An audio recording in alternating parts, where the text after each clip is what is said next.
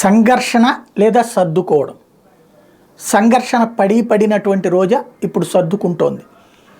పెద్దిరెడ్డి ఆశీస్సులతో రోజా నియోజకవర్గంలో కొంతమందికి, అంటే ప్రతి చోట ఎమ్మెల్యే చెప్పిన వాళ్ళకి పదవులు వస్తే నగర నియోజకవర్గంలో మాత్రం రోజాకి సంబంధం లేకుండా కొంతమందికి పదవులు వచ్చినాయి. వాళ్ళు రోజాని వ్యతిరేకిస్తూ ఉంటారు, అక్కడ ఇబ్బంది పెడుతూనే ఉంటారు. పద్దాక ఆమెకి టికెట్ ఇవ్వద్దు, మాకు ఇవ్వండి, లేకపోతే ఆమె నోడి ఇచ్చేస్తాం అని చెప్తూ ఉంటుంటారు.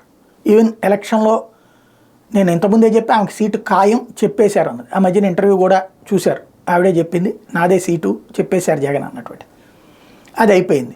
ఇప్పుడు సీన్ కట్ చేస్తే రోజా చివరికి ఈ గొడవలన్నీ ఎందుకు, ఈ సంఘర్షణ ఎందుకు అనుకుంది, పెద్దిరెడ్డి గారిని కలిసి. మామూలుగా అయితే పెద్దిరెడ్డి గారితో ఏం విభేదం లేదు, కానీ జిల్లా మీద ఆధిపత్యం కోసం, వాస్తవంగా వెరీ సింపుల్, ఈజీగా అర్థమయ్యే భాషలో చెప్పాలంటే పెద్దిరెడ్డి గారు ఇంతకుముందు రోజాని ఎందుకు తొక్కుతూ ఉంటారంటే, ఒక జిల్లాలో 2 రెడ్లకి ఇవ్వరు కదా సీట్లు, మంత్రి పదవి.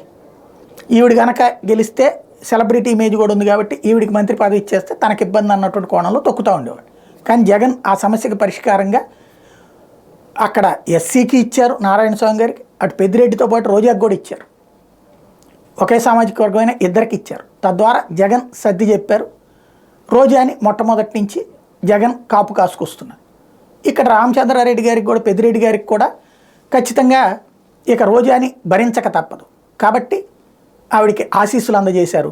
కానీ వెనక నుంచి పోట్లు పొడవకుండా చూస్తారా లేదా అన్నదే చూడాలి.